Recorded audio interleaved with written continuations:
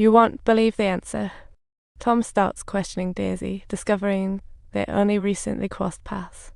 Tom suddenly felt relieved, convinced Daisy must have loved him once. Are you crazy? That was an old affair from 5 years ago. I never figured Daisy would turn out like this, but the rest is just a lie. She did love me during my marriage. Now she loves me. No, simply put, she just loves me. No, she loves me, and I love Daisy. It's truly wild. I feel like I'm wandering the streets. Daisy is torn between her dreamy ideal and everyday partner.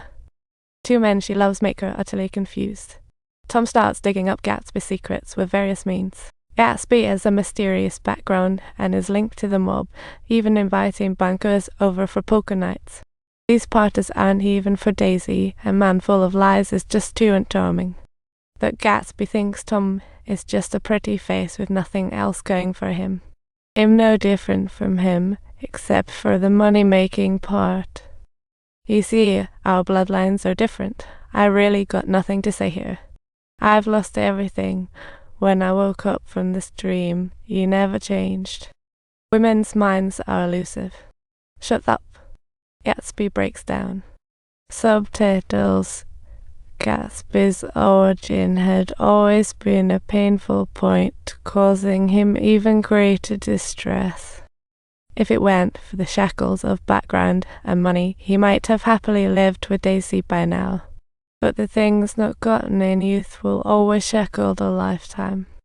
Gatsby hurriedly apologized, but his surprising temper showed no gentlemanly grace. To win Daisy back, Gatsby hopped on a chase, zipping through New York streets in a yellow luxury car. At this moment, the grocer yelled at Myrtle, who was the mistress. He saw Tom's yellow car speed off. He rushed out, only to find that car didn't even slow down. Suddenly, Myrtle was knocked down. Meanwhile, Tom and Nick passed by, and the crowd was overflowing.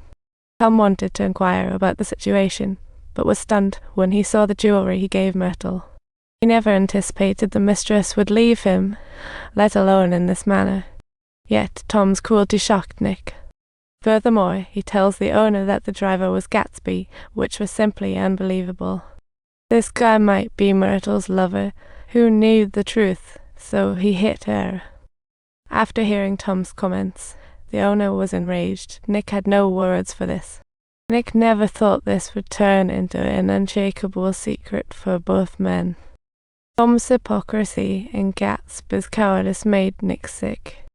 If this is the elite of New York, the world is simply too grim. Just when he wanted to clear his mind, he ran into Gatsby in the garden, increasing Nick's anger about his cowardice. So it was Daisy who was driving. Gatsby decided to take the blame for her. He then asked Nick to keep it a secret, as he feared Tom would hurt Daisy. After that, he was determined to patrol the grounds at night. He discovered that Tom and Daisy were secretly plotting their escape.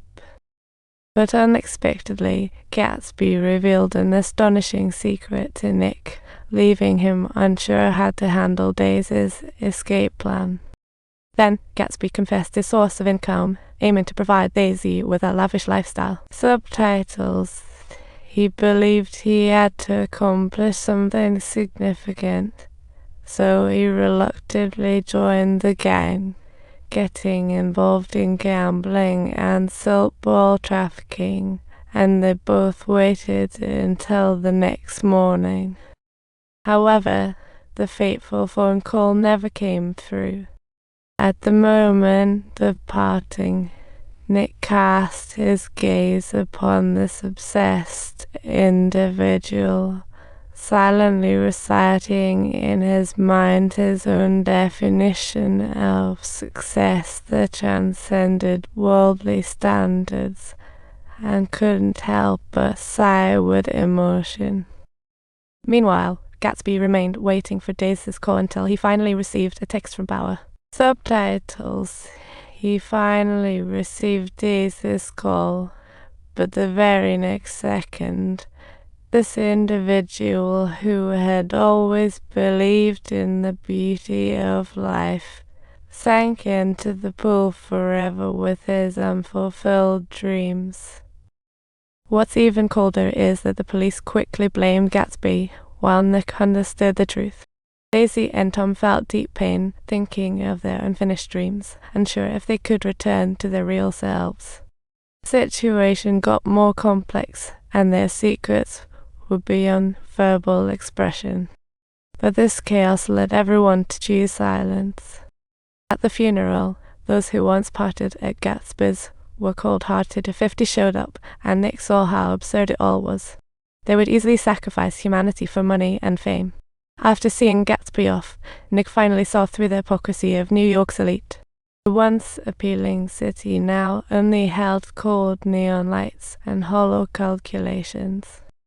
On the very last night prior to leaving New York, he went alone to Gatsby's dock, gazing at the shimmering green light of Daisy's house. He ultimately came to realize that Gatsby was merely a boy who had been bewildered by his dreams. Subsequently, Nick composed this past event into a memoir. Initially, he wanted to title it Gatsby, but later added a respectful prefix to reflect on Gatsby's life.